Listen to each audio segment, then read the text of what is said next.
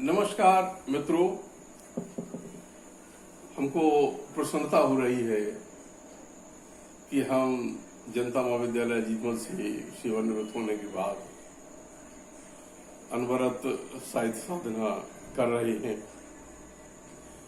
साहित्य साधना एक बहुत ही अच्छा प्रयास होता है। मेरा मुख्य लेखन आध्यात्मिक है। हम अध्यात्म से ही लेखन की दिशा में आए और रामचरितमानस का गहन अध्ययन और विभिन्न ग्रंथों का अध्ययन के बाद मैंने रामचरितमानस पर आधारित बहुत सारे निबंध और आलेख लिखे, जो समय समय पर कल्याण, तुलसी मानस भारती, तुलसी साधना, मानस चंदन, तुलसी चेतना, तुलसी सौरभ जयपुर आदि विभिन्न पत्रिकाओं में प्रकाशित होते रहे और कुछ अनुभूतियां प्राप्त हुई।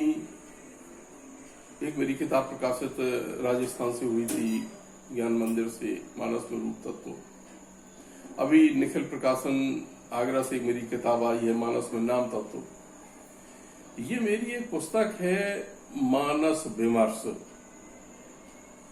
यह निखिल प्रकाशन आगरा से प्रकाशित है और अमेज़न, फ्लिपकार्ट पर उपलब्ध है। इसमें मेरे मानस पर आधारित आलेख हैं और ये 33 आलेख इसमें संकलित हैं, जो शोध की दृष्टि से, साधना की दृष्टि से और रामचरितमानस को नाना रूपों में समझने के दृष्टिकोण से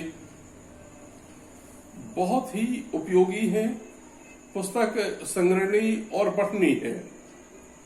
मेरे इसमें जो आलेख संकलित हैं, जैसे मानस में मानवीय मूल्य, मानस में श्री राम का क्रोध, सुतविद लोक ईसना तीनी, मानस में सती का क्रोध, मानस में रूप तत्व, सिया राम में सब जग जानी, मानस कलवर्णन के स्रोत, मानस में मानवीय दृष्टियां, मानस में मानवीय मनोवृत्तियां, मानस की बहुप्रयोजनीयता एवं मंत्र शक्ति, कर्म प्रधान विश्व कर राखा, मानस में मानव धर्म, मानस में प्रेम तत्व, मानस में अरूप का रूपायन, मानस में सकामता और निष्कामता, मानस में वासुदेव सर्वम की अवधारणा, मानस में राष्ट्रीय भावधारा, मानस में नीति तत्व, स्वांथा सुखाय तुलसी रघुनाथ गाथा, सोच नी सबई विद सोई, सहेस नयन पर दोष निहारा, भाय को भाय अनाकाल सहू, बुध विश्राम सकल जन रंजन, भय प्रगट कृपाला, आवत पंथ कबंध निपाता, तेन परहि भवकूपा, समाज के चरित्र निर्माण में मानस की भूमिका, मारीसस में मानस का प्रभाव, मानस में श्री राम का सौंदर्य, कृपा काव्य रामचरितमानस, मानस में आतंकवाद का स्वरूप और समाधान, मानस की विश्व व्यापकता और प्रभाव, बरान कोप की दृष्टि में मानस। इस प्रकार ये 33 विभिन्न पत्रिकाओं में प्रकाशित आलेख इसमें संकलित किए गए हैं। केवल मानस को धार्मिक दृष्टि से नहीं देखा जा सकता, मानस को विभिन्न दृष्टियों से देखा जा सकता है। मानस को साहित्यिक दृष्टि से देखा जा सकता है, सामाजिक दृष्टि से देखा जा सकता है और इसके साथ ही साथ मेरा राजकोट विश्वविद्यालय में एक लेक्चर हुआ था, उसमें मैंने ये कहा था कि मानस को मानवीय मनोवृत्तियों के आधार पर देखना चाहिए।